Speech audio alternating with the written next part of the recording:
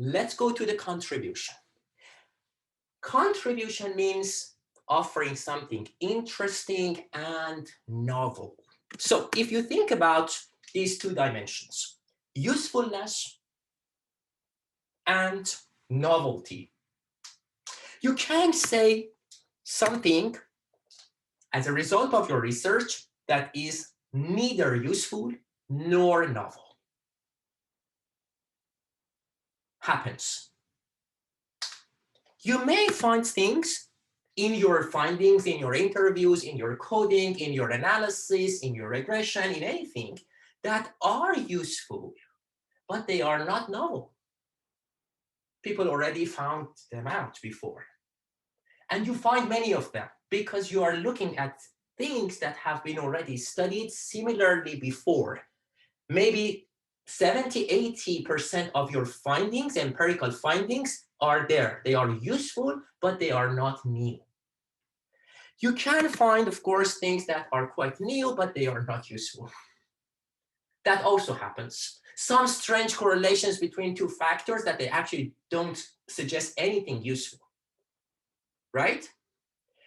Of course, that's the difficult part, to remove the other three and get to the part that is useful and interesting.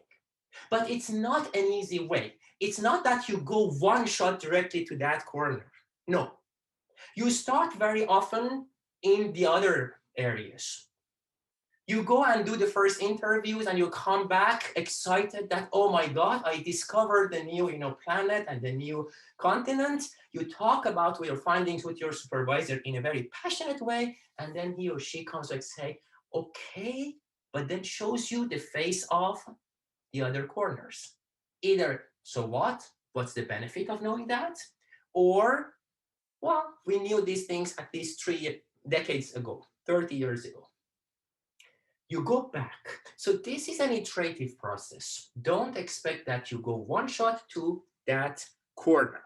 And always you need to actually think about useful and interesting for who. Your reference point, of course, in your research is your supervisor and the community that you want to talk to. Those that you specified in the first exercise of the RDM1.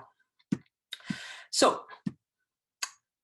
when you want to find your contributions and you want to actually express your contributions in your writing, in your normally chapter 4 and 5, and you slightly showcase them in the introduction at the beginning, make sure that you are first audience focused.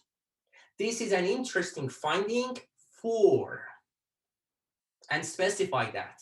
Is it a practitioner, is a manager, or for whom exactly? Make sure that you know the state of the art. What has been known so far? Otherwise, how can you actually find and show the novelty of your work? It's always novel relative to the things known before.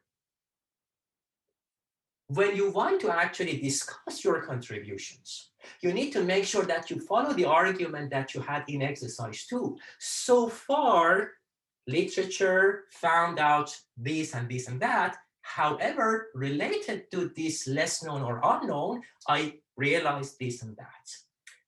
Put the context, put the reference point, and then your contribution stands out.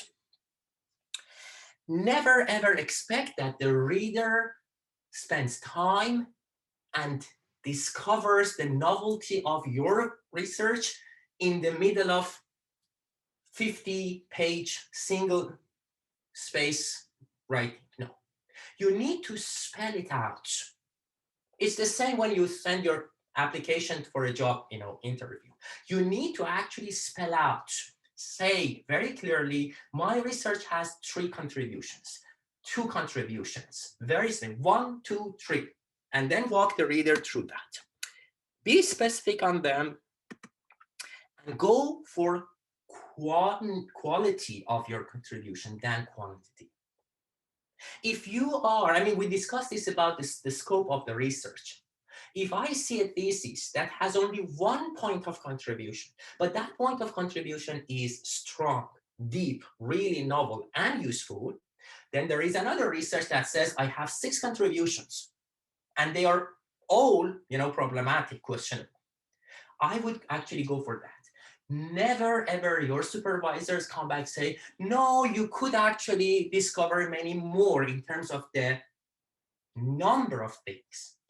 They come back and say, well, that single claim, that single answer could be stronger, could be at the higher level of quality. Prioritize quality over the quantity.